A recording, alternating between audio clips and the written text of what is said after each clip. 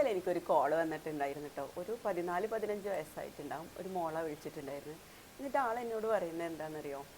ആളുടെ വജൈനൽ ഏരിയയിൽ ഭയങ്കര ഇൻഫെക്ഷൻസ് ആണ്, അസഹ്യമായ ചൊറിച്ചലാണ് എന്ന് പറഞ്ഞിട്ടോ വിളിച്ചത്. നമ്മുടെ അടുത്ത് എന്തെങ്കിലും പ്രോഡക്റ്റ് ഉണ്ടോ എന്ന് അറിയാൻ വേണ്ടിയിട്ടാണ് വിളിച്ചത്.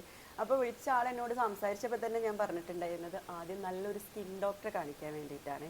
അപ്പോൾ ഈ ഒരു പ്രോബ്ലം ഒരുപാട് പേർക്കുണ്ട്. അപ്പം മഴക്കാലം ആയതുകൊണ്ട് തന്നെ ഈ ഒരു പ്രശ്നം ഹോസ്റ്റലിൽ നിൽക്കുന്ന കുട്ടികൾ, അതുപോലെ സ്കൂളിൽ പോകുന്ന കുട്ടികളൊക്കെ അനുഭവിക്കുന്ന ഒരു പ്രശ്നമാണ്. അതുകൊണ്ടാണ് ഇങ്ങനെ ഒരു വീഡിയോ ചെയ്യാമെന്ന് വിചാരിച്ചിട്ടുള്ളത്.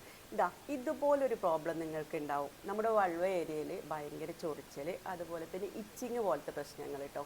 അപ്പോൾ ഇതിനെന്താ ചെയ്യേണ്ടതെന്ന് ഇന്നും മക്കൾക്ക് അറിയുന്നില്ല. പിന്നെ അതുപോലെ തന്നെ ഇത് എന്തുകൊണ്ടാണ് ഉണ്ടാവുന്നതെന്നുള്ളതും അറിയുന്നില്ല.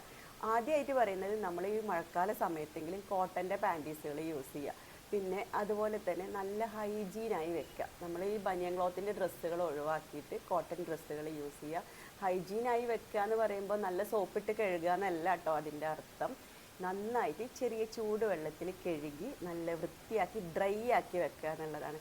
കാരണം എന്താണെന്ന് വെച്ചാൽ നമ്മൾ സ്കൂളിൽ പോകുന്ന സമയത്ത് മഴ നനഞ്ഞിട്ടും നമ്മുടെ പാൻറ്റീസ് നനഞ്ഞിട്ടുണ്ടാവും. പിന്നെ പെൺകുട്ടികളാകുമ്പോൾ ഈ പ്രശ്നം കൂടുതലായി കണ്ടുവരുന്നത് പെൺകുട്ടികൾക്കാന്ന് തോന്നുന്നു. ആൺകുട്ടികൾക്കും ഉണ്ട്, പെൺകുട്ടികൾക്കാണ് കുറച്ചും കൂടെ കൂടുതലായിട്ട്.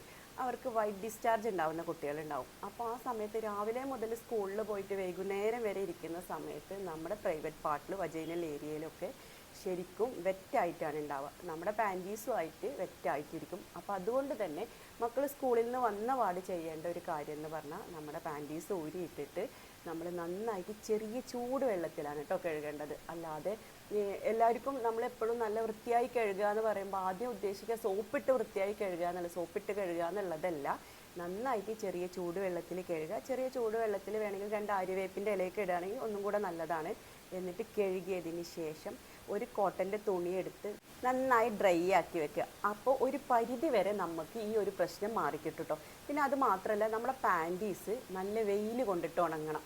വെയിൽ കൊണ്ടിട്ട് ഉണങ്ങാത്തതുകൊണ്ടാണ് മഴക്കാലത്ത് കൂടുതൽ ആളുകൾക്കും ഈ ഒരു പ്രശ്നം വരുന്നത്. ഒരുപാട് കുട്ടികൾക്ക് ഇപ്പോൾ ഈ ഒരു പ്രശ്നം ഉണ്ട് കേട്ടോ. കാലിൻ്റെ അഴകിൽ പൊട്ടിയിട്ട് ഇൻഫെക്ഷൻ ആവുക, ഇച്ചിങ് പോലെ വരിക, ഭയങ്കര ചൊറിച്ചലാണ് എന്നൊക്കെ പറഞ്ഞിട്ട് ഒരുപാട് കുട്ടികൾക്കുള്ള ഒരു പ്രശ്നമാണ്. അപ്പോൾ നമുക്ക് ഈ മഴയത്ത് നമ്മൾ എങ്ങനെ വെയിലത്ത് വെച്ച് ഉണക്കുക എന്നൊക്കെ ചിന്തിക്കുന്നുണ്ടാവും. ഇനി വെയിലത്ത് വെച്ച് ഉണക്കാൻ പറ്റിയിട്ടില്ലെങ്കിൽ നല്ല കാറ്റത്തിട്ട് ഉണക്കുക. പിന്നെ ഒന്ന് അയൺ ചെയ്യുക. ഇതും ഇതിനൊരു പ്രതിവിധിയാണ് കേട്ടോ. നമ്മൾ അയൺ ചെയ്ത് കഴിഞ്ഞാൽ നമുക്കൊരു പരിധി വരെയൊക്കെ അത് നല്ലതാണ്. പിന്നെ ഇപ്പോഴും പാൻറ്റീസ് പുറത്ത് കാണാൻ മടിയുള്ള ആളുകളുണ്ട്.